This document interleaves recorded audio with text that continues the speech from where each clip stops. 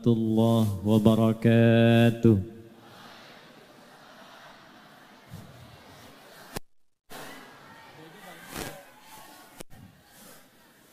Alhamdulillahilladzi jama'ana fi hadzal masjidil mubarak bi barakati 'abdihi anifa wassalatu ala rasulillahilladzi ursila rahmatan lil alamin ursila hanifa wa salawatullahi alaihi wa salamuhu tam wa ala alihi wa sahbihi wa dzurriyyatihi wa ummatihi ila yaumil mi'adi wa wafa wa ba'd. Saya biasa kalau di dalam negeri atau di luar negeri, singgah pertama menapak di bumi manapun itu alhamdulillah yang biasanya kami mohon doa kepada Allah dimudahkan para pemimpin di wilayah itu dan masyarakatnya diberikan keberkahan. Kalau sudah saling mendoakan, diikat dalam kebaikan, nanti Allah bimbing pemimpinnya memiliki kebijakan yang baik, masyarakatnya merespon dengan nilai-nilai kebaikan. Hadirin sekalian, bila ada yang bertanya, kita akan masuk pada inti pembahasan kita. Apakah ada petunjuk dalam hadis Nabi tentang pertemuan kita di Jumat ini, di siang menjelang Jumat ini? Apakah Nabi pernah mengisyaratkan? Apakah Nabi SAW pernah menunjukkan dalam sabdanya sehingga pertemuan kita bukan hanya menjadi ngaji bareng, tapi termasuk diikutkan pada sunnah Rasulullah SAW? Kita lacak dalam hadis-hadis yang diriwayatkan oleh para imam-imam hadis. Pertama, ada satu hadis yang banyak dikutip para ulama dan ahli hadis sehingga viral bukan hanya di satu kitab tapi beragam kitab. Kita ambil satu, Sunan Abu Daud. Abu Daud ini nama aslinya Sulaiman As-Sijistani, dari Sijistan. Hafal banyak sekali hadis dan lisannya itu ringan mengucapkan hadis, lunak sekali. Kalau ditanya ini hadis apa, dijawab bukan hanya matannya, sanadnya, tapi kualitasnya. Ini sahih, ini dhaif, ini munkar, ini maudhu', ini makruh dan sebagainya. Maka Imam Ibnul Qayyim Al-Jauziyah berkomentar, jika ada dulu Nabi Daud mudah melunakkan besi dengan tangannya, maka ini Abu Daud mudah melunakkan hadis dengan lisannya. Beliau menyantumkan hadis ini dalam Sunan Abu Daud nomor hadis 4900. Ada juga yang lain, Imam At-Tirmidzi. Nama aslinya Muhammad, tumbuh berkembang di Tirmidz, dikenal dengan At-Tirmidzi. Meriwayatkan hadis ini dalam kitabnya Sunan At-Tirmidzi nomor hadis 1040. Ada lagi Ibnu Hibban, punya kitab namanya Sahih Ibnu Hibban, meriwayatkan hadis ini di nomor hadis 3020. Saya ambil jalur yang sama. Imam Abu Daud menerima dari Muhammad bin Ala. Muhammad bin Ala menerima dari Muawiyah bin Hisham. Muawiyah bin Hisham menerima hadis ini dari Imran bin Anas Al-Makki. Imran bin Anas Al-Makki menerima hadis ini dari Atha. Atha bin Abi Rabah menerima hadis ini dari Abdullah bin Umar radhiyallahu taala anhuma. Abdullah bin Umar radhiyallahu taala anhuma menerima hadis ini dari Rasulullah Muhammad sallallahu alaihi wasallam, bin Abdullah bin Abdul Muttalib bin Hashim bin Abdul Manaf bin Qusay bin Murrah bin Kilab bin Ka'ab bin Ghalib bin Fihr bin Malik bin Nadar bin Kinana bin Khuzaimah bin Mudrikah bin Ilyas bin Nizar bin Mudar bin Ma'ad bin Adnan bin Addi bin Adri bin Muqawwam bin Nahur bin Tarikh bin Ya'rub bin Yasjub bin Nabit bin Ismail alaihi salam bin Ibrahim alaihi salam bin Azar atau bin Nahur bin Abir bin Kinan bin Arfakhshad bin Sam bin Nuh alaihi salam bin Mikhlail Matushalah bin Kinan bin Anwas bin Tith bin Adam alaihi salam. Coba ulangi. Hadisnya berbunyi, qala Rasulullah sallallahu alaihi wasallam, udhkuru mahasina mautakum. Udhkuru mahasina mautakum wa kuffu an masawihim. Di jalurnya Sayyidah Aisyah radhiyallahu taala anha, di jalurnya Al-Mughirah bin Syu'bah radhiyallahu taala anhu, la tasubbu halakakum aw mautakum wadhkuru fihim khaira. Di jalurnya Ibnu Abbas radhiyallahu taala anhuma, la tasubbu amwatana wadhkuru lahum aw la tu'dhu ahyana.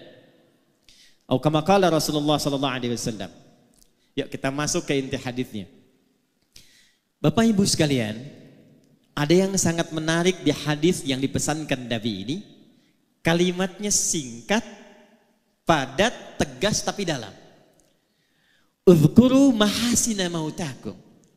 Kalau ada yang wafat di antara kalian, kata Nabi, maka sibukkanlah dengan menyebut-nyebut, memviralkan, menceritakan kebaikan-kebaikannya. Wa kuffu an masawihim. Wa kuffu ay imtana'u, dan kemudian tahanlah dirimu, jangan pernah lakukan an masawihim, untuk menyebutkan keburukan-keburukannya. Singkat, padat, dalam. Kalau ada orang wafat, kata Nabi, sibukkan diri kalian, apalagi keluarganya, kerabatnya, untuk memviralkan. Nah, di bahasa sekarang viral. Kalau terjemah dulu itu baru disebutkan, ceritakan. Kalau sekarang orang senang viral karena kalau sudah viral kemudian bisa di-share, bisa di-like dan di-subscribe. Viralkan. Kenapa mesti diviralkan? Di sini para ulama mengajarkan setidaknya ada 3 hal yang penting dalam kalimat Nabi ini, yang bila dikerjakan akan terus melahirkan manfaat bagi yang wafat, memberikan jariah bagi yang telah wafat, meneruskan kebaikan bagi yang hidup, dan yang ketiga yang paling penting, memberikan peta jalan kehidupan bagi yang hidup, bagaimana nanti setelah wafat akan dikenang seperti orang baik yang kita viralkan kebaikannya itu. Maka pelajaran pertama kita turunkan dengan cepat. 1, udhkuru mahasina mautakum.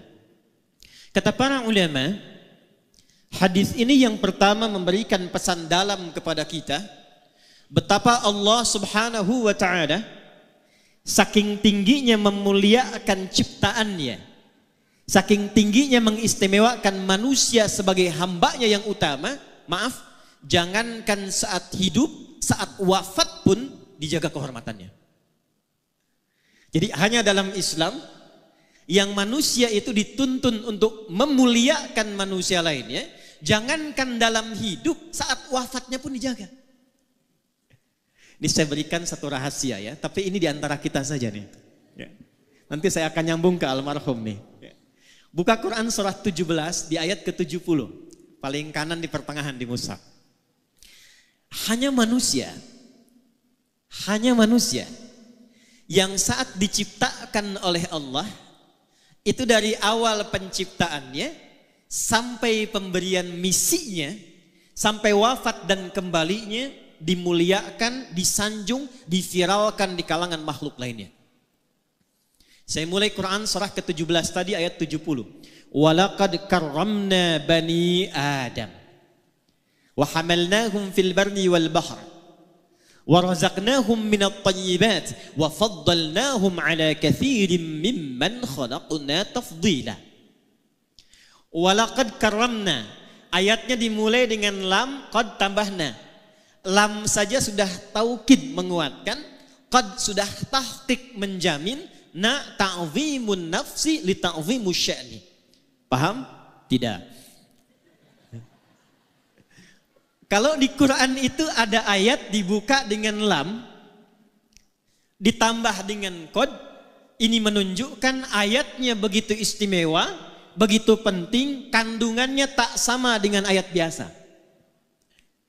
Kalau sudah pakai lam, pakai qad, ditambah pakai na, singkatan dari nahnu, ditujukan ke Allah, ini menunjukkan informasinya bukan sekedar istimewa, tapi begitu agung, saking agungnya Allah menghadirkan keagungan zatnya untuk menunjukkan keagungan informasi yang disampaikan.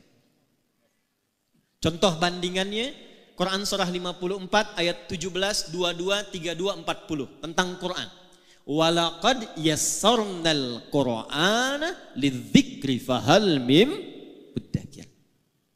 Saking agungnya Quran, tingginya Quran, itu orang-orang yang mau berinteraksi dengan Al-Quran, ngaji Quran, membaca Quran, menghafal Quran, itu dijamin keutamaannya 4 kali dibandingkan dengan amalan biasa menggunakan lam, qad, dan na' ta'zimun nafsi.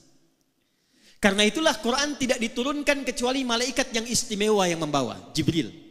Sejak Jibril bawa Quran, naik status jadi Ruhul Amin, Sayyidul Malaikat. Diturunkan pada Nabi Muhammad SAW. Begitu Nabi Muhammad membawa Al-Quran, naik status beliau menjadi Sayyidul Anbiya wal Mursalin. Diturunkan di hari Jumat. Begitu Jumat mendapati turunnya Quran, naik status harinya menjadi Sayyidul Ayyam. Diturunkan di malam hari, saat turunnya malamnya berubah menjadi status Lailatul Qadar, Lailatul Mubarakah. Turun di Mekah, Mekah berubah menjadi tempat yang penuh berkah. Turun di Yathrib, Yathrib berubah jadi Al-Madinah Al-Munawwarah. Siapa saja yang bisa dekat dengan Al-Quran, maka mendapatkan keutamaan serupa dan jaminannya keagungan Allah Subhanahu wa Ta'ala. Ayat yang serupa nafasnya itu tentang manusia. Jadi bukan hanya Al-Quran. Saat Allah mencipta Adam, lalu diciptakan keturunannya Bani Adam, 7 kali disebutkan dalam Al-Quran, itu dibuka kalimat penciptaan dan penetapannya dengan lam, qad, dan nun. Nah, seperti halnya Allah membuka keagungan Al-Quran.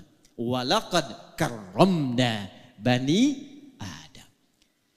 Allah menegaskan, hei, aku tidak menciptakan hambaku manusia ini dengan penciptaan biasa. Bersamaan dengan penciptaannya, aku muliakan, kata Allah, seluruh bagian penciptaannya. Jadi cuma satu makhluk Allah yang dicipta itu semuanya mulia. Baik fisiknya, sampai sifatnya, sampai keadaan dirinya. Contoh Bapak Ibu, ini secara fisik, jin tidak disebutkan, malaikat tidak disebutkan, cuma manusia. Quran surah 95 di ayat yang keempat. Saking sempurnanya fisik manusia, itu dibuka dengan 3 risalah Nabi. Nabi Isa alaihi salam, Nabi Musa alaihi salam, Nabi Muhammad sallallahu alaihi wasallam.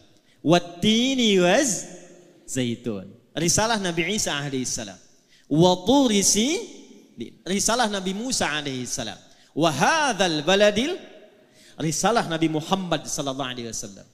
Untuk apa Allah bersumpah dengan 3 rasul unggul ini dan ditutup dengan Sayyidul Anbiya wal Mursalin untuk menegaskan laqad khalaqnal insana fi, fisiknya manusia sempurna. Jadi dengan jin itu masih bagus kita Pak fisiknya. Dengan jin itu Bu masih bagus kita. Dengan malaikat yang dari cahaya kalau ditampilkan itu masih utama fisik kita. Jadi dengan malaikat saja masih unggul, dengan jin unggul, apalagi dengan hewan. Ibu main ke kebun binatang di Medan. Absen tuh, dari monyet sampai singa. Bandingkan sama wajah ibu yang ada di cermin. Jauh Bu. Jauh. Karena itu ketika disebutkan mulia, dinamakanlah dengan bashar. Disebutkan 35 kali dalam Al-Quran. Kita selalu ngaji Jumat tuh kalau enggak Yasin Al-Kahf. Ayat 110-nya, qul innama ana basyarum mithlukum. Bashar itu bukan sekedar nama. Manusia yang dicipta dengan kulit halus dan baik. Karena itu enggak boleh di dalam Quran itu fisik sengaja dirubah. Enggak boleh.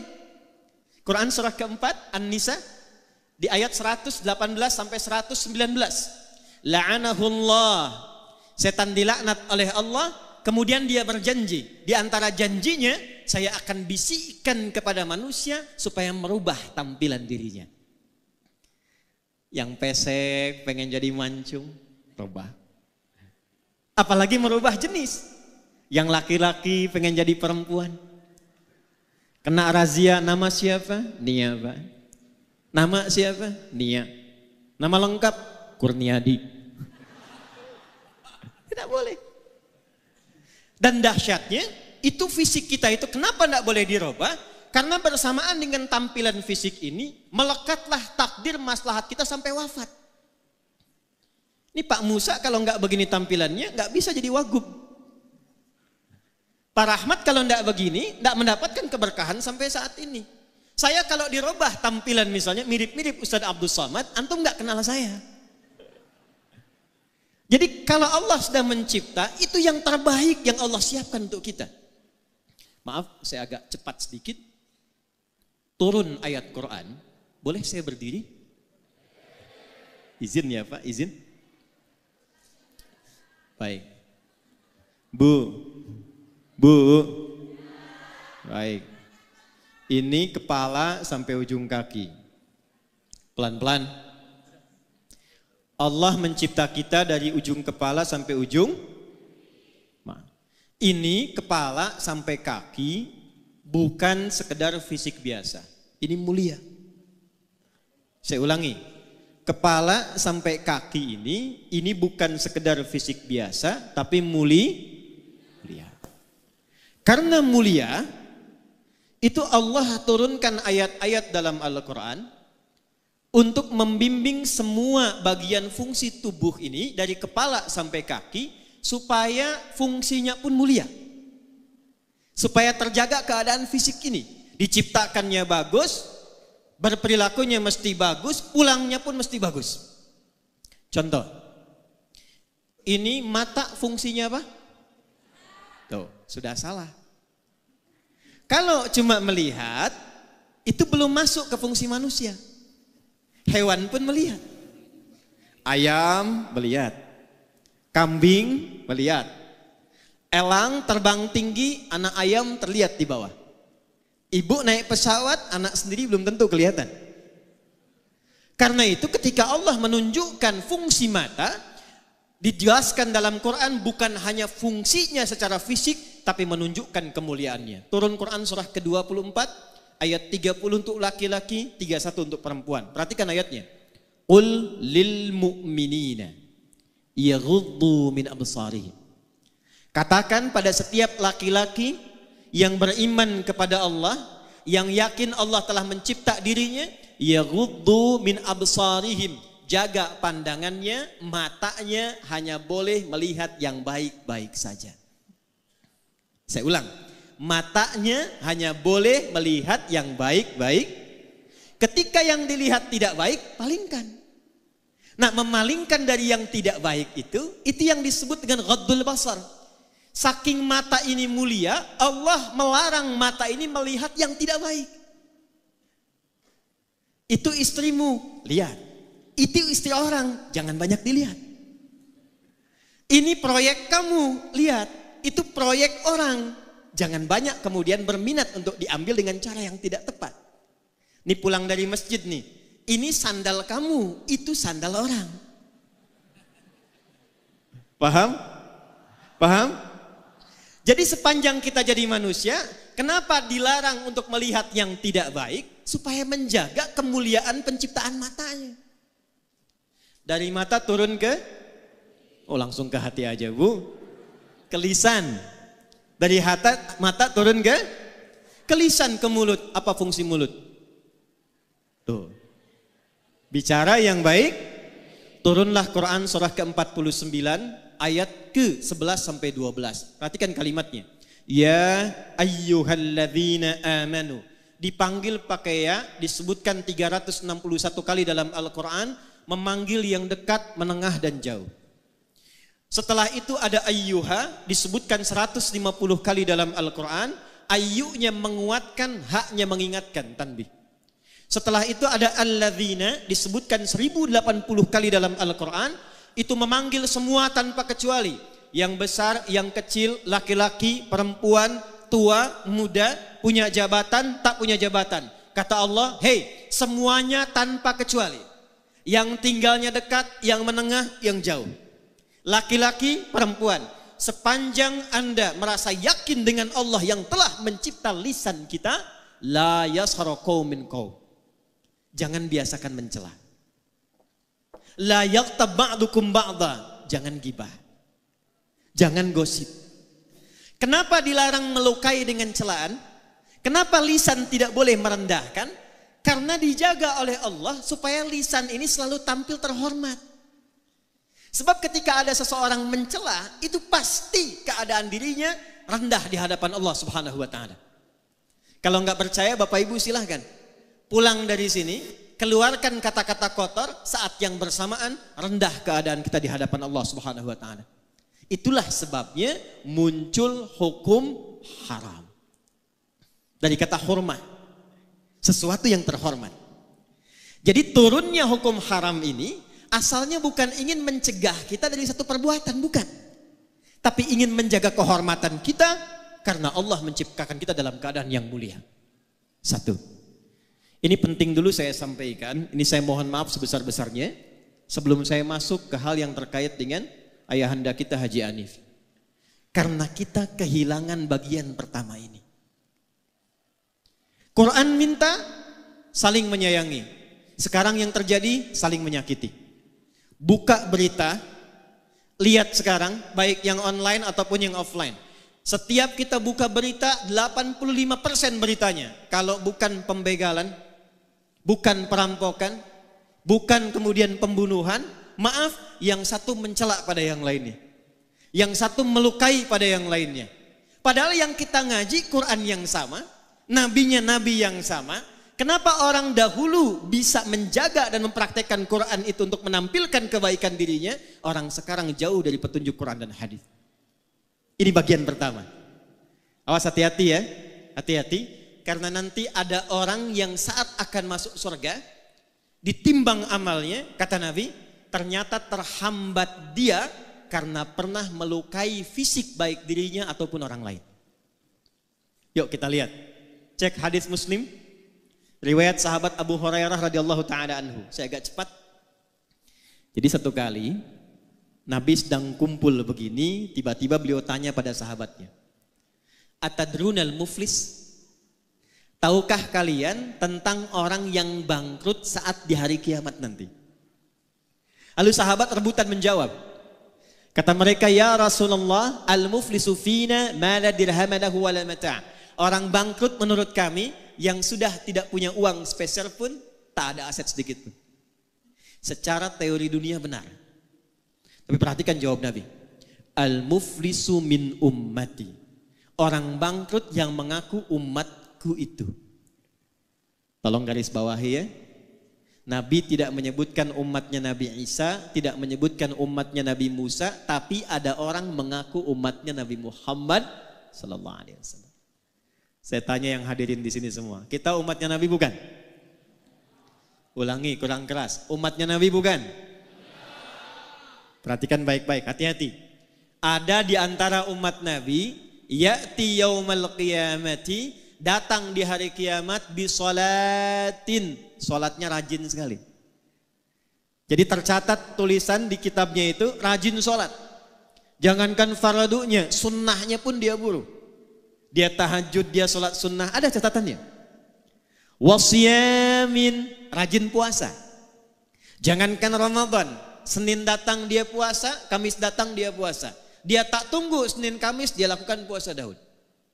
Wazakatin, rajin zakat. Fokus. Cuma sayang kata Nabi, wayati qad syatama hadza. Tapi saat yang bersamaan dia pernah mencaci orang lain.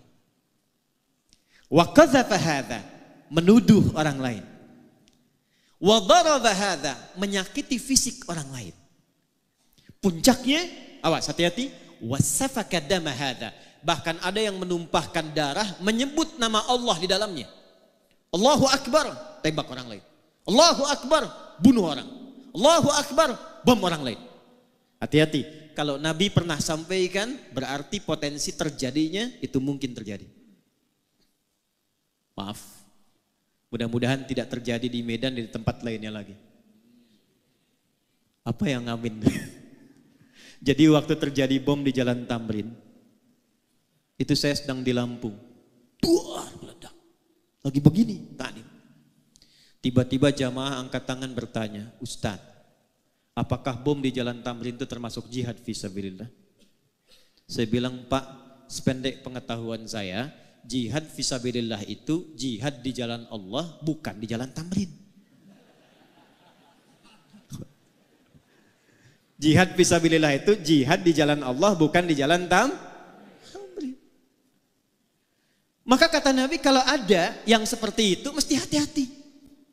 Karena apa yang terjadi? Tu'khadhu hadza min hasanati. Kalau ada orang baik sholat, lantas dia setelah sholat mencela orang, maka diambil pahala itu dari sholatnya, diberikan kepada orang yang baru dicelanya itu. Kalau ada orang puasa, saat buka menggibahi orang, menggosipkan orang, itu diambil pahala puasanya, ditransfer kepada orang yang digibahi itu. Fa'in faniyat hasanatuhu, kalau habis kebaikan ini masih ada sisa satu, pernah fitnah orang, maka karena nggak ada bekal lagi, bangkrutlah dia. Dosa-dosa orang yang difitnah itu diambil, diberikan kepadanya. Faturiha finnar, maka dicuci dulu di neraka, baru kemudian diangkut, diberikan ke dalam surga. Fisik. Awas, penting saya sampaikan karena sabda Nabi ini zaman sekarang kita mudah dapati. Betapa banyak orang cuma update status tapi isinya bisa melukai orang lain. Dan yang paling menarik, betapa banyak Nabi ngasih kemudahan untuk ibadah, tapi ketika dipraktekkan kok menjadi saling berselisih. Mudah-mudahan di sini tidak ya. Atau jangan-jangan tidak kelewat. Baik, yang kunut ada dalilnya. Yang tidak kunut ada dalilnya. Yang salah itu yang tidak sholat subuh. Kenapa kemudian yang kunut dan tidak kunut jadi bermasalah? Saya pernah menangani satu kasus suami istri itu tidak saling tatap semalaman gara-gara persoalan turun dari i'tidal ke sujud. Suami pulang dari kantor, kena macet, tiba di rumah malam, gak sempat kemudian ke masjid. Sudah selesai. Nyampe di rumah, ambil wudhu sholat, begitu sholat istri lihat. Ternyata sujudnya itu turun dulu lututnya.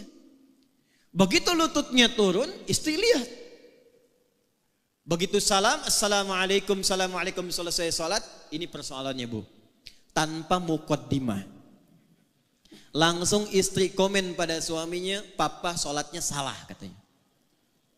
Jiwa laki-laki bangkit. Yang pemimpin siapa?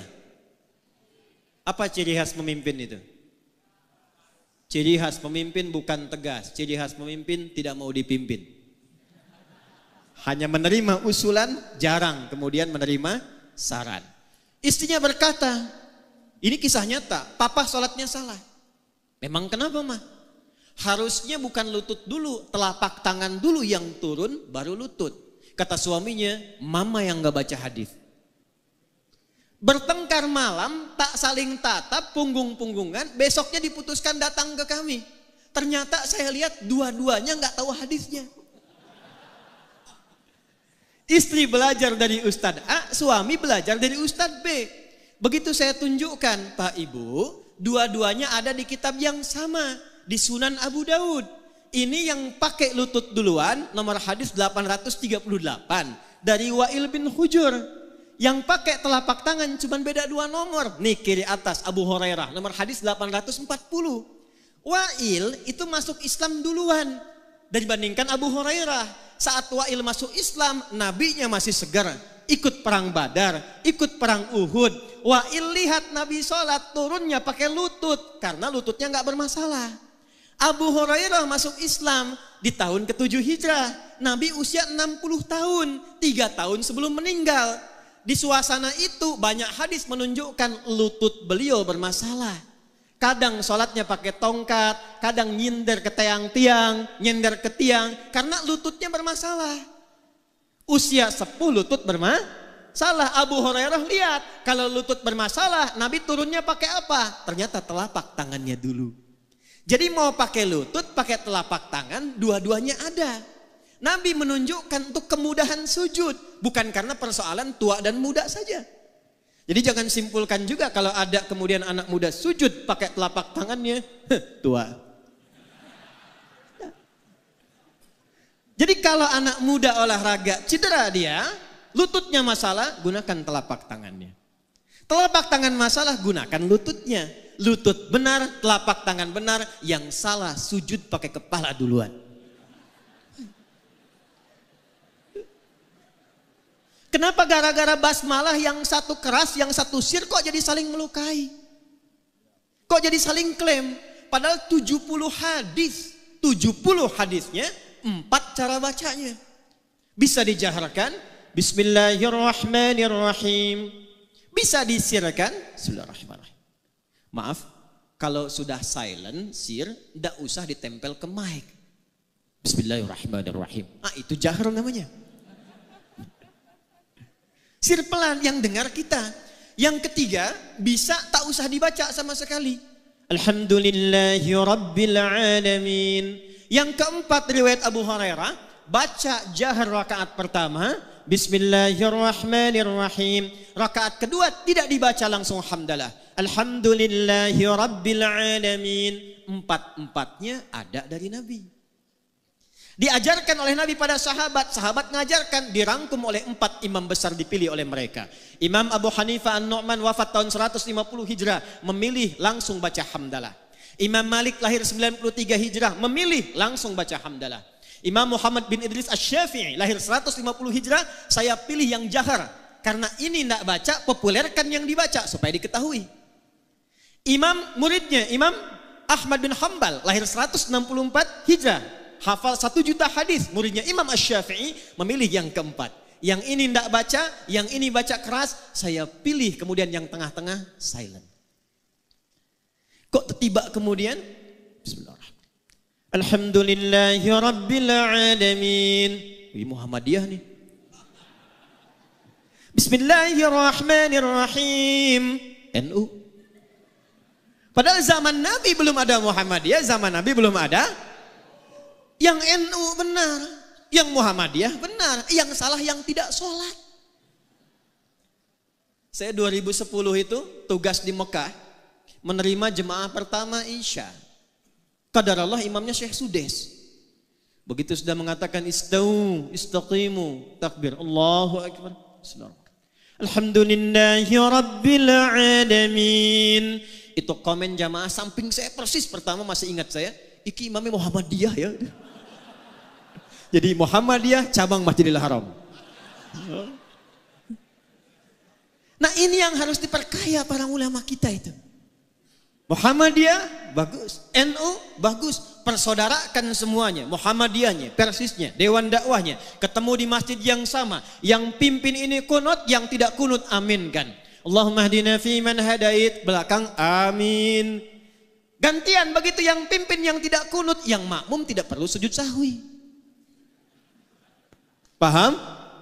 Takbir. Bagian pertama. Jadi tidak ada babnya saling celah. Yang paling menarik ngajinya Quran, sunnahnya sunnah Rasulullah. Kok bisa pulang dari situ nggak saling sapa? Assalamualaikum akhi, beda manhaj. Ngaji ke sana yuk, bid'ah. Itu tidak saya temukan tuh dalam Quran, dalam sunnahnya.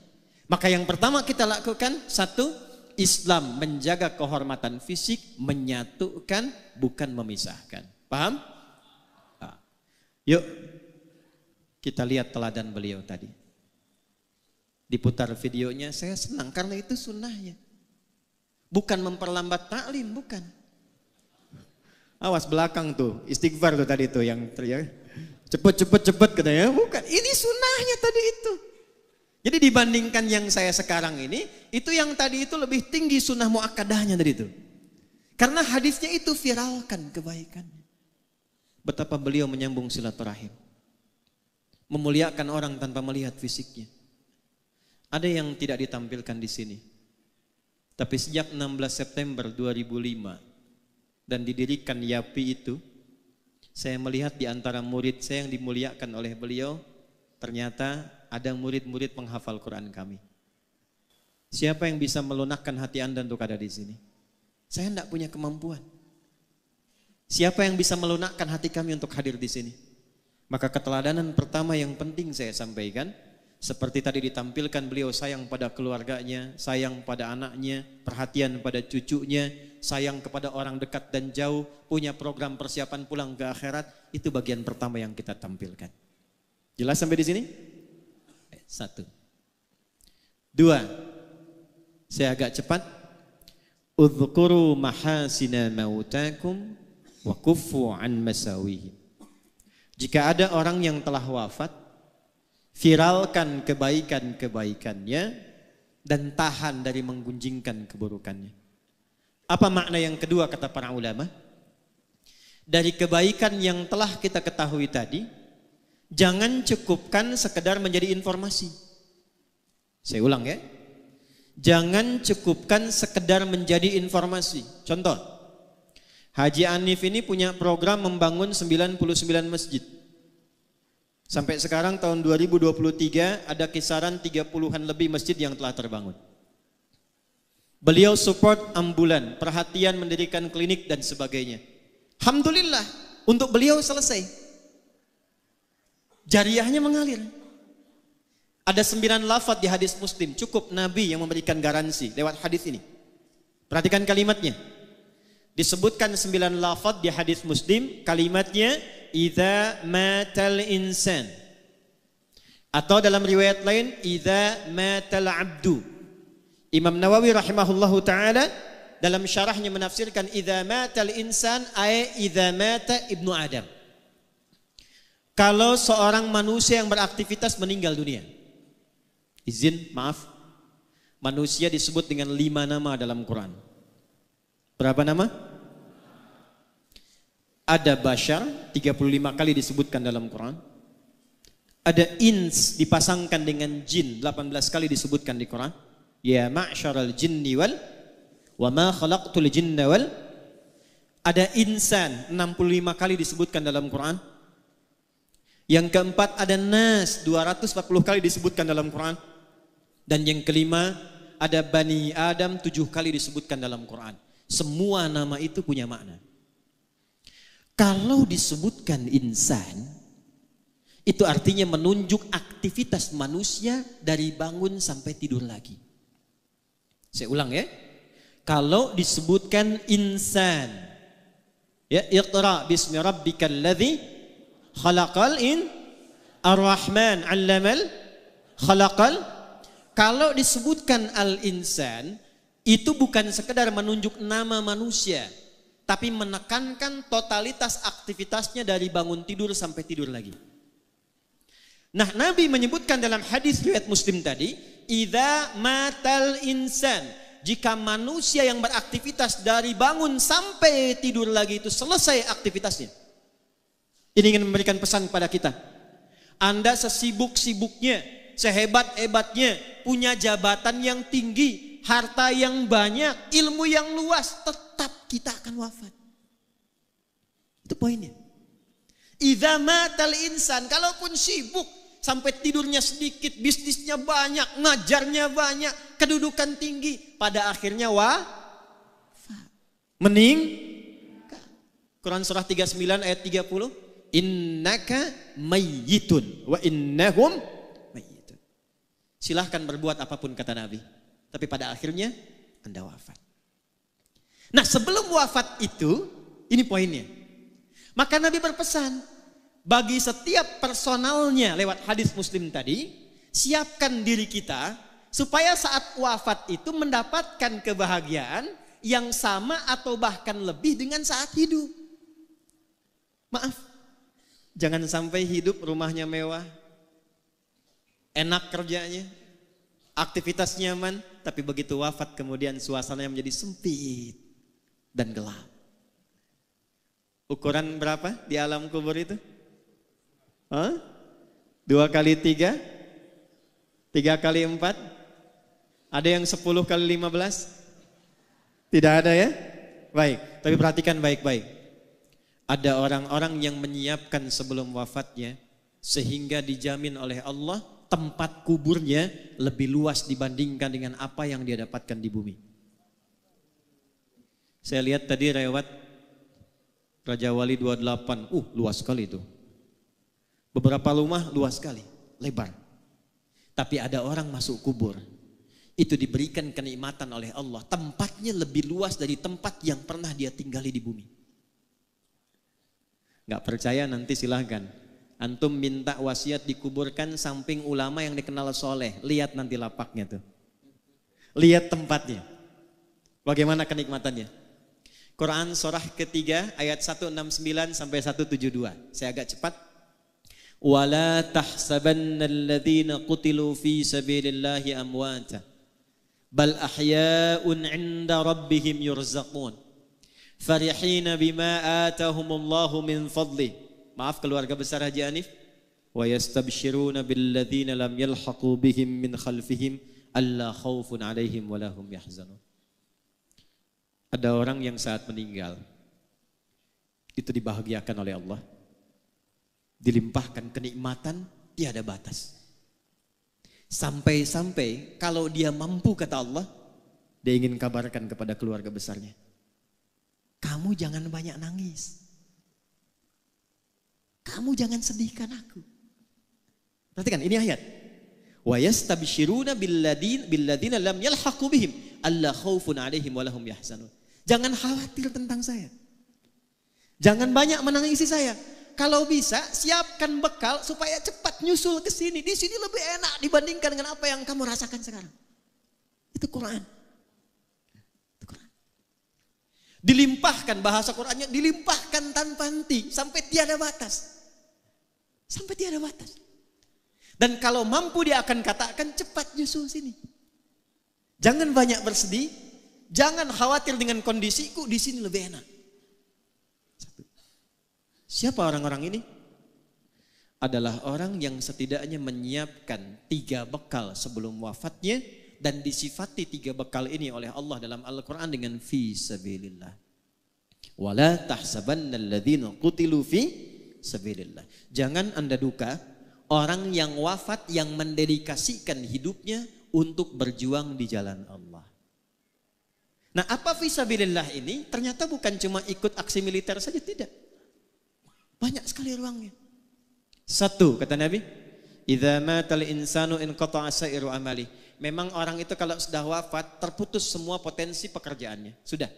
Enggak bisa sholat lagi, enggak bisa puasa lagi, enggak bisa kerja lagi. Tapi Masya Allah, ada 3 yang ia siapkan sebelum meninggal, dan 3-tiganya walaupun tak mampu dikerjakan lagi, pahalanya terus mengalir. Jadi kalau nanti ini mengalir, wujudnya berupa cahaya di alam kuburnya. Berupanya cahaya, nur. Ya, bentuknya diberikan cahaya. Lalu diberikan kenikmatan oleh Allah berlimpah, dicukupkan semuanya, nikmat. Apa 3 ini? 1, dia menyiapkan sebelum pulangnya amalan utama yang melahirkan transfer pahala disebut dengan sedekah jariyah. Saya ulangi, namanya sedekah jariyah. Ini rumus cepat ya buat kita yang hidup nih. Ini beliau sudah mengajarkan tadi lewat tayangan yang kita lihat. Jadi sedekah itu ada 2. Saya ulangi, sedekah ada berapa? 2. Semua kegiatan baik kita itu disebut sedekah namanya. Salat itu sedekah. Zakat itu sedekah. Di Quran zakat disebut sedekah. Khudz min amwalihim sedekah. Dikeluarkan disebut sedekah. Innamas shadaqatu lil fuqara. Sedekah. Nah, sedekah jenisnya 2. 1 yang disebut sedekah tsabitah. Amalan tetap selesai saat hidup, pahala enggak ngalir saat wafat. Contoh, kita sholat sehari berapa? 5 kali yang fardu. Setelah meninggal kan tak sholat lagi. Nah, yang mengalir pahalanya itu yang kita kerjakan saat hidup. Selesai meninggal enggak dapat transfer pahala lagi dari sholat kita. Selesai. Itu namanya sedekah tsabitah. Tapi kalau Anda siapkan karpet untuk masjid. Saya mau titip 1 keran untuk orang wudhu. Saya mau titip genteng 1 saja untuk yang di masjid. Saya mau titip 1 mushaf untuk dibacakan oleh anak-anak penghafal Quran. Kemampuan cuma 1. Bekal cuma 50.000. saya belikan mushaf, saya simpan di Masjid Al-Musannif misal. Allahu Akbar, wafat orangnya.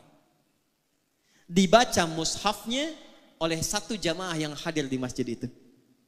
Begitu dibacakan, satu huruf saja. Nun. Berlakulah hadis At-Tirmidzi nomor hadis 2910. Man qara'a harfan min kitabillahi falahu asyru hasanat. Siapa yang baca satu huruf dari Al-Quran, orang yang baca dapat langsung pemberian dari Allah 10 kebaikan. Satu hurufnya. 10 ini jangan dihitung begini. 1, 2, 3, 4 terus sedikit. 10 itu di hadis Muslim, analoginya sama dengan ke masjid dapat 25. Jarak satu keduanya 500 tahun. 2 ke 3 500 tahun. 3 ke 4 500 tahun. Ditampakkannya nanti saat sakaratul maut. Di pahala itu 10 yang disebut pahala ajrun tampaknya saat sakaratul maut. Ditampakkan oleh Allah sehingga dia senang. Saat senang itulah dia dalam keadaan tenang dicabut nyawanya sehingga dipanggil dalam keadaan yang tenang. Quran surah 89 ayat 27 sampai 30. Ya ayyatuhan nafsul. Kenapa mutmainnah? Karena tenang diperlihatkan bagian pahalanya. Dibacakan 10 dapat. Tapi hadisnya belum selesai. Hadis Muslim, man dalla ala khairin falahu ajruhu mithla addi fa'ilihi min ghairi an yankusa min addi syai'. Itu mushaf punya siapa yang dibaca tadi? Apakah punya yang jamaah yang baca? Ataukah ada orang lain yang nyimpan dibaca oleh yang baca? Ternyata mushafnya titipan dari si fulan, maka yang menitipkan mushaf itu yang mewakafkan disimpan di masjid dapat transferan pahala yang sama dengan yang baca.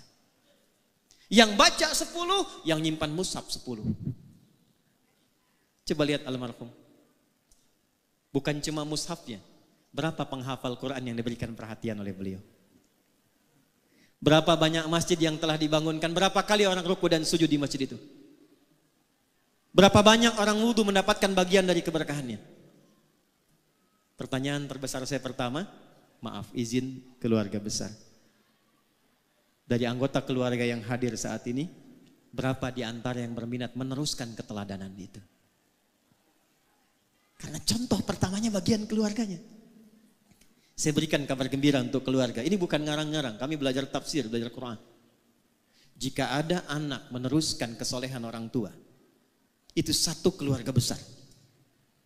16 keluarga besar beliau, istri beliau yang mulia Hajah Syarifah, keluarga besar beliau, anak-anaknya, sampai cucunya. Kalau benar diteruskan, itu surga yang Allah janjikan, bukan surga biasa.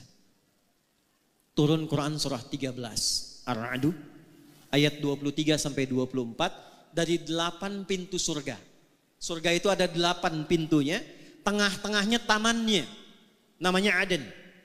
Yang tertinggi Firdaus. Kalau ada anak meneruskan kebaikan orang tuanya, maka saat masuk surga itu anaknya dipanggil untuk menggandeng kedua orang tuanya. Lewat tengahnya taman indah surganya. Saya bacakan ayatnya. Jannatu adni yadkhulunaha. Ada satu keluarga besar dipanggil oleh Allah, bukan 1, 2, semua keluarganya. Jadi kalau normal hisab itu kan fulan, Adi Hidayat datang, Lutfi datang, Andre datang, Andi datang. Ini tidak. Satu keluarga besar, Anif hambaku datang. Siapa mereka ini? Wa man salaha min abaihim, anaknya pertama disebut, anaknya. Gandeng bapak ibumu yang soleh itu, yang telah kemudian menanamkan legasi amal yang engkau teruskan. Minta digandeng.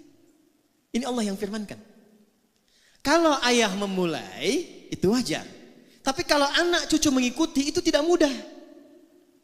Tidak mudah. Makanya nasihat para nabi, itu sebelum meninggal, yang dikumpulkan anak-anak itu bukan persoalan warisan harta, tapi meneruskan kebaikan yang telah kemudian dikerjakan orang tuanya. Quran surah kedua Al-Baqarah di ayat 133. Lihat kalimatnya. Am kuntum syuhada'a idh hadara Ya'qub al-maut idh qala li banihi ma ta'buduna min ba'di. Pernah enggak Anda dengar kisah viral tentang Nabi Ya'qub? Bukan cuma punya anak Yusuf, punya anak 12, ada Benyamin, ada Yahuda dan sebagainya. Bukan itu. Sebelum wafatnya dikumpulkan anak-anaknya, ditanya, kalau bapak meninggal, kalian bagaimana amalnya? Apa jawab mereka?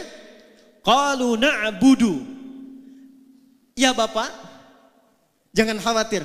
Setelah ayahanda meninggal, tanamkan dalam hati Bapak yang dalam, kami tidak akan pernah keluar dan menyimpang dari nasihat-nasihat ayah untuk meneruskan amal-amal kebaikan ayah. Na'budu ilahaka wa ilaha abaika Ibrahim wa Ismail wa Ishaq ilahu wahidah. Jazakumullah khair. Semoga Allah muliakan guru-guru kita, menyehatkan, merahmati, dan memberikan kemampuan kita meneladani kebaikan-kebaikan beliau. Saya teruskan. Kata anak-anaknya Yakub, Pak, jangan khawatir. Amal-amal yang telah Bapak tinggalkan kami teruskan. Kami tidak akan menyembah Tuhan selain Allah. Pastikan supaya Bapak pulangnya pun tenang. Begitu Yakubnya meninggal dalam keadaan tenang, diteruskanlah oleh putra-putranya beliau. Ada Yusuf alaihissalam. Dan Yusuf lebih sukses dibandingkan ayahnya Yakub. Boleh jadi putra beliau mungkin usahanya ada yang lebih sukses daripada ayahnya. Tapi penilaian pertama dalam Al-Quran, apakah kesuksesan itu mengantarkan pada amal soleh yang pernah ditinggalkan oleh ayahandanya. Maka saya mohon pada keluarga besar, tidak sekedar kita bahagia banyak jamaah datang mendoakan. Tidak sekedar kita bangga dan haru, ada video yang telah menanamkan pesan-pesan kebaikan. Tapi pertanyaan besarnya, siapa di antara keluarga besar yang mau menggandeng beliau sebagai kebahagiaan saat pulang menghadap Allah Subhanahu wa taala. Teruskan. Fokus wa azwajihim dan istri-istrinya. Jadi ayah sama ibunya, anak gandeng pasangan masing-masing. Terakhir, tadi saya lihat ada cucunya, ada cicitnya, beliau bilang buyut ya. Itu dalam bahasa Arab disebut dzurriyyah. Tidak berhenti sampai ke anak, wa dzurriyyatihim, sampai ke anak cucu. Jadi hisabnya tuh begini, keluarga besar datang. Setelah itu gandeng masing-masing. Yang sudah menikah berpasangan gandeng. Nanti bapaknya minta digandeng. Ya, wa man salaha min abaihim wa azwajihim wa dzurriyyatihim. Cucu-cucunya diminta bergandengan. Itu belum dahsyat. Wal malaikatu yadkhuluna 'alaihim min kulli bab.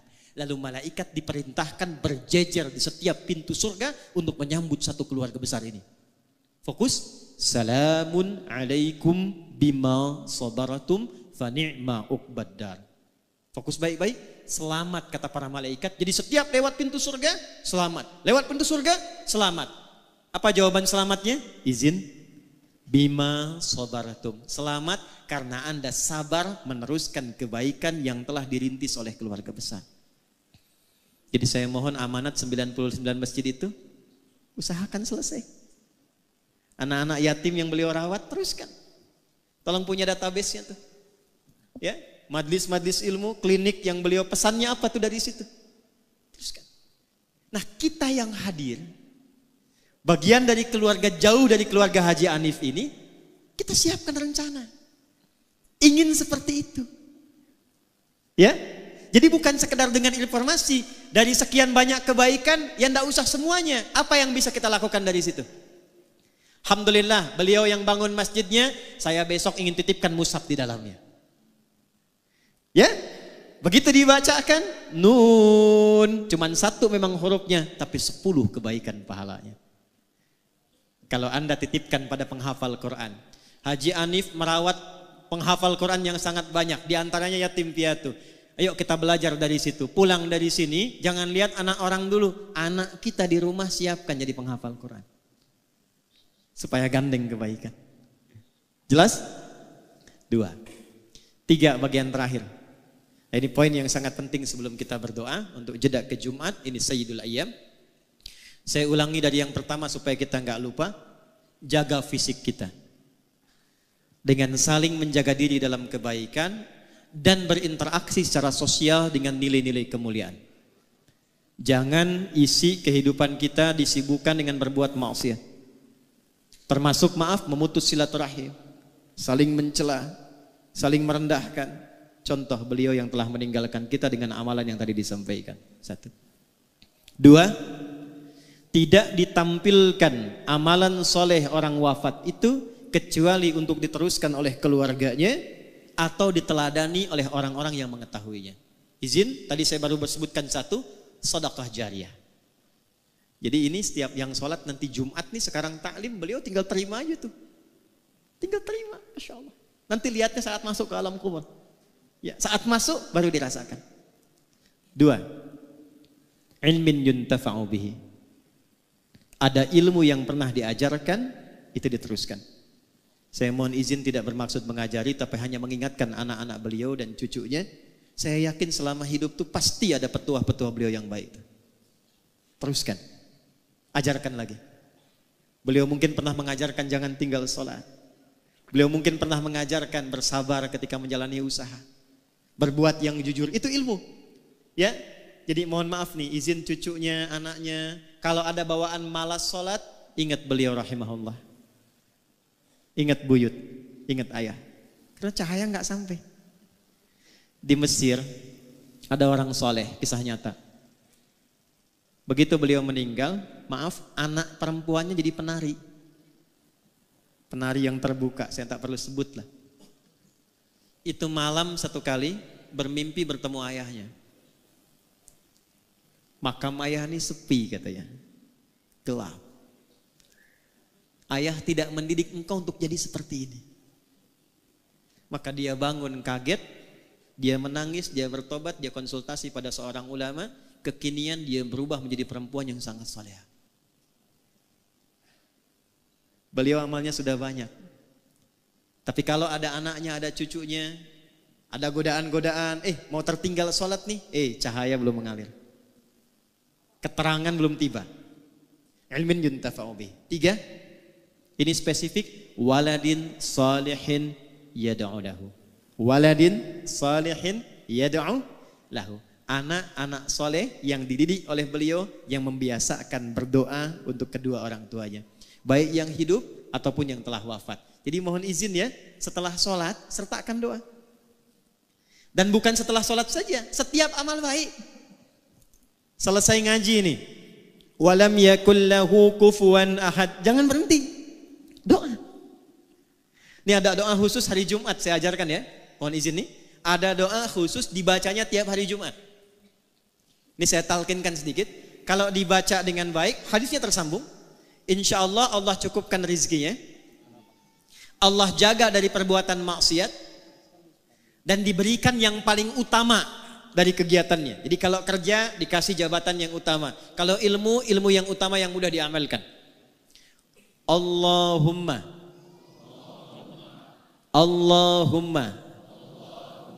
ikfina bihalalika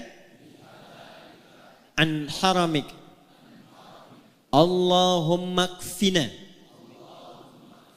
bihalalika an haramik wa aghnina bita'atika an ma'siyatik wa bifadlika amman siwak. Nah, itu biasakan di hari Jumat. Ya, dibacanya boleh yang laki-laki itu saat jeda di antara dua khutbah. Yang perempuan itu semua Jumat tuh afdal. Yang perempuan biasanya Sayyidah Fatimah radhiyallahu taala anha itu punya waktu khusus dan punya asisten untuk melihat kondisi matahari hanya Jumat saja. Ba'da asar menjelang maghrib. Jadi kalau sudah tiba matahari itu mau ke barat, itu asisten Sayyidah Fatimah mengatakan hanal waqt, hanal waqt. Kata Sayyidah Fatimah, hahya waktuha, hahya waktuha. Waktu mustajab itu dari mulai malam ke pagi, khususnya saatan, waktu sejenak di antara dua khutbah, puncaknya menjelang maghrib. Bacakan 3 bagian itu dan itu bersanad. Itu bersanad. Yang terakhir, yang ketiga. Saya ulangi, yang terakhir, yang ketiga. Setelah mendapatkan bagian-bagian tadi, istiqamah, pilih satu, siapkan bekal kita untuk pulang. Tadi kan sudah banyak beliau Haji Hanif rahimahullah ta'ala. Masjid ada, yatim ada, klinik ada, susah, banyak nirunya. Nah setelah paham yang banyak tadi, oleh kita keluarkan satu untuk kita, yang cocok apa? Tidak harus ikuti banyak, yang cocok apa? Apa dasar hadisnya? Singkat, hadisnya sahih. Nabi duduk dengan sahabat, Lalu menyampaikan, nanti di hari kiamat di antara kalian ada yang dipanggil oleh pintu-pintu surga. Kata Nabi, ada yang dipanggil dari pintu Ar-Rayyan. Ya, maka nada munadin, penjaga pintu Ar-Rayyan manggil, aina shaimun, aina shaimun, mana yang biasa di dunianya puasa, mana yang biasa puasa. Maka nanti refleks amalan puasa itu menggerakkan tubuh bangkit. Nggak bisa antum asal bangun, saya tidak. Karena mulut dikunci. Al-yauma nakhtimu ala afwahihim wa tukallimuna aydihim wa tashhadu arjuluhum. Itu yang menggerakkan tubuh bangun, itu amal kita. Kalau nggak biasa puasa, nggak bisa bangun. Tapi kalau biasa puasa, amalan puasanya mendorong tubuhnya bangkit, langsung dia pergi ke tempat itu. Fa idza dakhaluhu ughliqa. Kalau masuk semua, tutup langsung. Nggak bisa ngintip. Itu pintunya Ar-Rayyan yang biasa puasa. Ada pintu namanya babut tahajud. Memang tidak rajin puasa, tapi dia tunggangi satu amalan, saya pengen tahajud. Maka nanti dipanggil lewat pintu namanya pintu tahajud, babut tahajud. Ada pintu namanya babu sedekah. Pilih 8 amalan pokok, pilih salah satu, tunggangi itu sebelum kita pulang menghadap Allah Subhanahu wa taala. Itu rumusnya. Abu Bakar tanya, "Ya Rasulullah, apakah ada nanti di surga yang dipanggil oleh semua pintu itu?" Jadi begitu dihisab, itu baru hisab dimulai, pintu semua manggil. Mana fulan, mana fulan, mana fulan, bukan umum lagi. Ya. Mana si fulan, semua pintu manggil. Kata Nabi, ya akan ada dan aku berharap engkau termasuk bagian dari orang yang dipanggil semua pintu surga itu. Saya mau tanya sebentar sebelum menutup. Kalau Nabi mendoakan itu pasti tidak? Diijabah tidak? Perhatikan Abu Bakar As-Siddiq sekalipun sudah mendapat doa Nabi, beliau tidak berhenti dengan senyuman. Alhamdulillah qabul, tidak. Apa yang dilakukan beliau? Besoknya Nabi keliling, Nabi kumpulkan sahabat, Nabi tanya, siapa hari ini yang sudah jamaah? Semua angkat tangan. Jadi semua sahabat Nabi itu yang sangat baik, amalnya banyak, dekat dengan Nabi, di dunia hidup dengan Nabi, melihat Nabi, beramal membersamai Nabi, di alam kuburnya jaminan bagus, di akhirat surganya tinggi, itu masih jamaah ke masjid. Ada orang, bukan di sini ya, bukan sahabat Nabi, belum jelas amalannya, tidak membersamai Nabi di dunia, terancam dengan alam kuburnya, surga belum jelas. Rumah dekat masjid, speaker masjid menghadap ke rumahnya, masih belum tergerak untuk ke masjid. Tapi kalau ditanya cita-citanya surga Firdaus bersama Nabi. Siapa yang sudah jamaah hari ini? Semua angkat tangan. Nabi naikkan levelnya. Maaf, siapa yang sudah jenguk orang sakit hari ini? Sebagian turun, yang sebagian angkat. Di antara yang angkat Abu Bakar. Siapa yang sudah mengantarkan jenazah hari ini? Sebagian turun lagi, Abu Bakar angkat. Siapa yang menyolatkan jenazah hari ini? Sebagian turun lagi, Abu Bakar angkat. Siapa yang infak hari ini? Sebagian turun, Abu Bakar angkat. Jadi rupanya begitu mendapatkan konfirmasi di lisan Nabi yang mulia, ada orang dipanggil dari semua pintu surga itu, beliau keluarkan kurikulum amalnya jadi catatan. Setiap hari keliling untuk mengamalkan catatan itu. Abu Bakar Siddiq.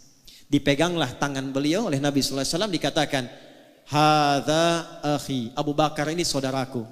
Faman adahu faqad adani. Siapa yang menyakiti Abu Bakar, dia telah menyakiti aku. Saya tanya pada antum, Haji Hanif ini amalnya udah banyak. Insya Allah kita berdoa husnul khatimah, ya, tandanya banyak, ya, kemuliaannya sudah banyak, diviralkan terus. Kebanggaan bukan hanya untuk keluarga, orang-orang dekat, orang jauhnya. Saya baca, izin saya baca Pak. Tadi saya menyebutkan itu karena saya di jalan pengen tahu baca. Saya hafal anak-anak beliau tadi. Saya tanya Pak Musa itu untuk konfirmasi saja. Beliau nomor 8 tuh saya tahu. Ya, saya hafal. 16 bersaudara, kan? Ya, saya hafal. Saya lihat sebelumnya. Saya tuh melihat hanya untuk mengetahui ini beliau amalannya apa ini. Apa yang saya bisa ikuti. Ternyata saya temukan di antara murid saya pun diapresiasi oleh beliau. Kami punya angkatan pertama ahli Quran, angkatan pertama yang 14.000 orang. Di antara 14.000 orang itu ada yang diapresiasi beliau, diperhatikan beliau. Mungkin keluarga belum tahu. Luar biasa. Amalnya sudah banyak. Tapi yang jadi pertanyaan untuk kita, kembali ke hadis tadi. Apa yang sudah kita niatkan untuk hadir saat ini? Jangan sampai cuma datang, duduk, lihat ustaz, rekam, pulang. Sayang. Rekaman itu harus membawa nilai yang memberatkan amal soleh kita saat pulang menghadap Allah Subhanahu wa taala. Ya? Dan terakhir, saya tidak menginginkan keluarga Haji Hanif saja yang serombongan masuk. Karena ada ayat lain di Quran surah 39 ayat 73, bukan hanya satu keluarga, tapi ternyata tetangganya, kerabatnya, jamaahnya ikut semua gabung. Surah Az-Zumar surah 39 ayat 73 menutup bagian dari haul kedua. Allah yarham ayahanda Haji Musannif atau Haji Hanif rahimahullahu taala. Wasiqal ladzina taqaw rabbahum ilal jannati zumara. Adakah di antara Anda, kata Allah, yang ingin termasuk dalam golongan orang-orang takwa yang dikumpulkan oleh Allah lintas keluarga, lintas tetangga, masuk semua rombongan satu surga? Jadi kalau sekarang kita berkumpul cuma di dunia, besok ada peluang dikumpulkan semua, dipanggil rombongan Masjid Al-Musannif. Insyaallah. Hatta idza ja'uha wa futihat abwabuha qala lahum khazanatuha. Sampai ketika dibuka pintu besar surganya, rombongan semua masuk, penjaga surganya mengatakan, "Salamun alaikum." Selamat. Anda kompak saat di dunia, kompak. Tibtum, Anda jadi orang baik saat di dunia. Jadi acara kita ini selepas pulang mesti menginspirasi kita merubah jadi baik. Makanya keluar dari masjid beda doanya dengan saat masuk. Coba lihat doa masuk masjid itu apa? Allahumma ftahli abwaba rahmati. Ya Allah, mohon bukakan untukku pintu-pintu rahmatmu. Saya tanya sama antum deh yang laki-laki, kalau masuk masjid itu dari satu pintu atau banyak pintu? Banyak, masuk sini keluar lagi, masuk sana keluar lagi gitu. Walaupun pintunya banyak, pasti masuknya di satu arah kan? Satu pintu kan? Pintu itu kalau satu babun, kalau banyak abwabun. Kok bisa masuk satu pintu, minta doanya banyak pintu? Allahumma ftahli abwaba rahmati. Perhatikan ya, saya mau akhiri. Ya Allah, mohon bukakan untukku pintu-pintu rahmatmu. Kenapa rahmat pintunya banyak? Karena umumnya ada 3 pintu rahmat. 1, ada pintu solusi dari orang yang sedang punya kesulitan. Itu di Quran surah kedua Al-Baqarah ayat 155 sampai 157. Perhatikan kalimatnya, wala nabluwannakum bisyai'. Ada orang hidup yang dapat ujian, minal khauf, gelisah. Ini ada sebagiannya sudah gelisah nih, jam berapa selesainya? Kapan persiapan Jumat nih? Wal ju', ada yang lapar. Ada yang datang ke sini dari sejak subuh, belum sarapan. Tanya-tanya habis Jumat dapat nasi kotak gak gitu ya? Wa naqsim minal amwal. Ada yang datang ke masjid barangkali punya persoalan di kantornya. Akhir bulan belum jelas bagaimana gajiannya. Wal anfus, ada yang sakit sampai sebagian wafat. Terakhir, maaf, wat thamarat, ada yang hasil kerja kerasnya mungkin diambil orang lain. Maksudnya apa? Tidak semua yang masuk ke masjid itu hatinya gembira. Ini wajahnya senyum-senyum, mungkin sedang punya masalah. Maka saat Anda masuk, dijawab oleh Allah, masuk, sholat 2 rakaat, sujud, minta. Saat Anda minta itulah Allah jawab. Apa jawabannya? Ayat 157-nya, ulaika alaihim salawatum min rabbihim wa rahmat. Jadi Anda masuk, Allahumma ftahli abwaba rahmatik, rahmat. Allah tanya, rahmat yang mana yang kamu inginkan? Saya punya masalah ya Allah, nama saya memang rahmat tapi masalah saya banyak.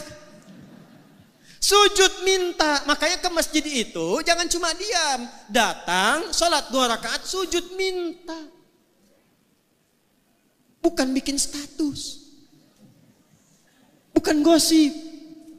Saya tidak Ustaz, tidak seperti ibu itu tuh, sama. 2, maaf, rahmat Allah yang kedua itu singkatnya, puncak ampunan dari dosa yang sudah berlumur. Pernah mabuk, pernah zina, pernah bunuh, pernah merampok, pernah membegal. Ada yang begitu di sini? Mumpung ada polisi di luar itu. Ya. Kalau ada orang pernah menyimpulkan bahkan ini dosa saya terlampau banyak, tidak tahu diampuni atau tidak, maka Allah turunkan sifat yang tertinggi yang keempat. 1 ghafir, 2 ghafar, 3 ghafur, 4 rahim dengan rahmatnya. Turun Quran surah 39 ayat 53. Qul ya ibadiyalladzina asrafu ala anfusihim la taqnatu min rahmatillah. Anda datang ke masjid, sujud, taubat. Begitu taubat, diampuni dosanya oleh Allah, diberikan jalan pulang yang lapang. 3. Ini bagian yang paling penting. Rahmat Allah meminta keutamaan dunia dan akhirat. Meminta keutamaan dunia dan akhirat. Dan puncak tertingginya surga. Makanya komen Nabi, susah orang masuk surga dengan amalnya kalau bukan rahmat Allah. Maka sering kita mintakan kemuliaan dunia dan akhirat, kita punya nama doanya. Doa yang hanya viral di Indonesia.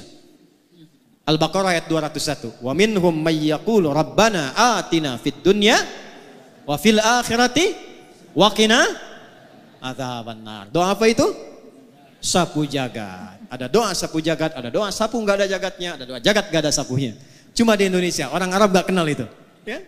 Tapi doanya ada, Al-Baqarah ayat 201, itulah masjid. Tapi, ini yang mau saya akhiri, sebelum kita berdoa, coba keluar dari masjid. Kakinya kaki apa?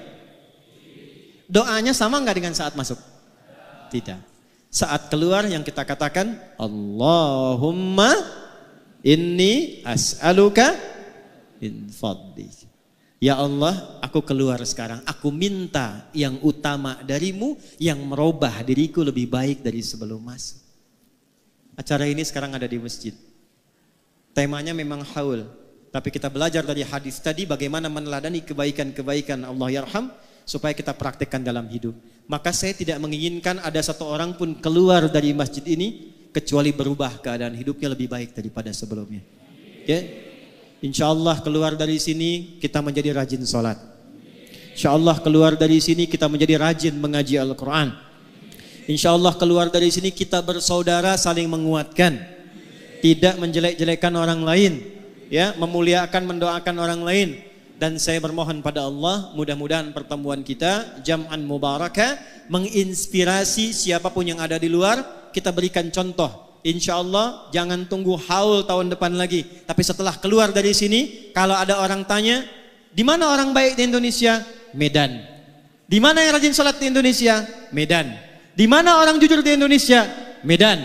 Di mana orang-orang yang menyambung silaturahim? Medan. Sehingga Anda bisa berkata, Horas.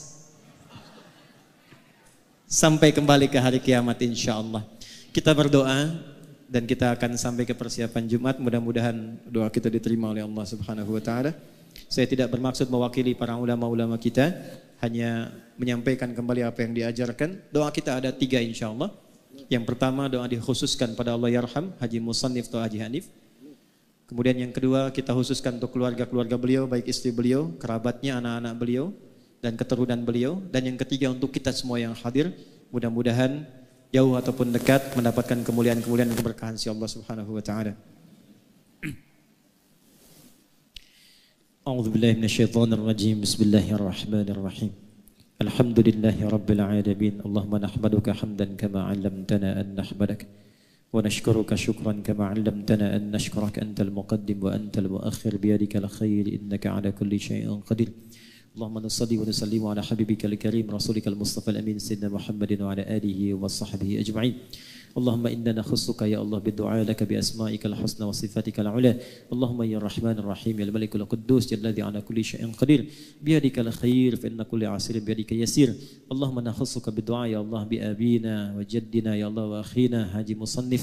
اللهم اغفر له يا الله وارحمه وزد له نورا في قبره. Ya Allah kami khususkan doa bermohon pada ayahanda kami ya Allah, kakek bagi cucu-cucunya, buyut bagi cicitnya, ayah ya Allah bagi anak-anaknya, suami bagi istri tercintanya. Ya Allah lapangkan kubur beliau ya Arhamar Rahimin. Anugerahkan ya Allah limpahan cahaya-cahaya kebaikan bagi beliau ya Rabbal Alamin. Berikan jariah terbaik pada semua amal soleh yang telah beliau kumpulkan ya Rabbal Alamin. Jadikan kuburnya ya Allah sebagai bagian dari pancaran dan percikan kenikmatan surga. Allahumma ya Rabbal Alamin barik ya Allah ailatihi ya Rabbal Alamin. min auladihi wa ahfadhihi wa aqribaihi ya rabbal alamin. Ya Allah, sebagaimana Engkau berikan nilai-nilai kebaikan pada Haji Musannif selama hidupnya sampai wafatnya, maka percikan kebaikan itu kepada seluruh keluarga besarnya, saudara-saudarinya ya Allah, istri tercintanya, anak-anaknya, cucunya. Allahumma barik ya Allah hadhil ailah, berkahi keluarga ini ya rabbal alamin. Yassir lahum kulla amalihim ya Allah, wardah kama tuhibbu wa tardah. Ya Allah, anugerahkan kemudahan dalam aktivitas mereka. Berikan ridhamu pada semua aktivitas mereka, cintai mereka dalam kebaikan dan jauhkan mereka dari kemaksiatan yang dapat menjauhkan mereka dari pertemuan dengan orang tua mereka. Allahumma ya Allah kama karamta wa barakta li hadhil ailah. Wa ya Allah fabarik lana jami'an jam'an mubarakah.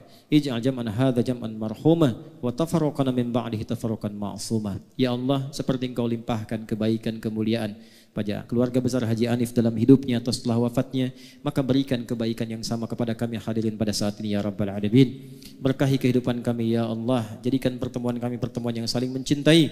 Bila pun kami mesti berpisah, jadikan perpisahan kami mengeratkan silaturahim dan kebaikan di antara kami. La tada'lana fi maqamina hadza dzamban illa ghafartah. Ya Allah, bila ada pendosa hadir di sekitaran masjid ini, jangan biarkan ia pulang kecuali Engkau ampuni seluruh dosa-dosanya. Wala hamman illa farajtah. Jika ada yang datang di antara kami membawa kegelisahan, jangan biarkan ia pulang kecuali Engkau telah tenangkan keadaan hatinya. Allahumma wala asran illa yasartah. Jika ada di antara kami yang datang membawa kesulitan, jangan biarkan ia pulang kecuali Engkau telah tenangkan keadaan hatinya dan hilangkan seluruh kesulitannya. Allahumma wala maridan illa syafaitah. Jika ada di antara kami yang tengah Engkau uji dengan penyakit seberat apapun, maka mohon angkat dan sembuhkan seluruh penyakitnya. Allahumma ya rabbal alamin, rabbana atina fid dunya hasanah wa fil akhirati hasanatan wa qina adzabannar. Ij'al baqiyata hayatina hayatan thayyibah wa akhir wafatina husnal khatimah. Ya Allah, jadikan sisa hidup kami lebih baik daripada hari-hari sebelumnya, dan bila pun kami wafat di hari ini, wafatkan kami dalam keadaan husnul khatimah. Khafif lisanan laqula kalimat at-tauhid la ilaha illallah Muhammadur Rasulullah. Ya Allah, mohon ringankan lisan kami, khususnya dalam sakaratul maut kami, untuk mengucapkan kalimat tauhid la ilaha illallah. Wa ajib kalimatan bi qaulika ya ayyatuhan nafsul mutmainnah irji'i ila rabbika radiyatan mardiyah fadkhuli fi ibadi wadkhuli jannati. Ya Allah, dan mohon jawab kalimat kami dengan panggilan-Mu yang indah. Hei jiwa-jiwa yang tenang, cepat pulang kepadaku. Aku ridha denganmu, dengan amalmu, dan Engkau pun akan ridha dengan pemberianku. Jadi bagian dari hamba-Ku, aku siapkan surga untukmu. Allahumma ishtaqna bi Rasulillah sallallahu alaihi wasallam. Allahumma ishtaqna bi Rasulillah sallallahu alaihi wasallam. Ishtaqna bi Rasulillah sallallahu alaihi wasallam. Ya Allah, kami rindu untuk berjumpa dengan Rasulullah sallallahu alaihi wasallam. Lam na'ish ma'ahu fil hayah wa lam narahu fil manam fala tudayyi' lana fursaha yawmal qiyamati linajtami wa narahu yawmal qiyamati ya arhamar rahimin. Ya Allah, kami tidak hidup bersama beliau di dunia ini. Kami bahkan tidak menatap beliau di alam mimpi kami ya Allah. Maka mohon jangan hilangkan kesempatan pada kami untuk membersamai, minimal menatap beliau di jannah-Mu nanti ya rabbal alamin. Ma'alladzina namta 'alaihim minan nabiyyin was-siddiqin wasyuhada'i was-shalihin wa hasuna ulaika rafiqa. Allahumma sallallahu ala habibikal karim rasulikal mustafa al-amin sayyidina Muhammadin wa ala alihi wa sahbihi ajma'in. Wa akhiru da'wana subhanakallahumma wa bihamdika asyhadu an la ilaha illa anta nastaghfiruka wa natubu ilaik walhamdulillahi rabbil alamin. Sirril Fatihah.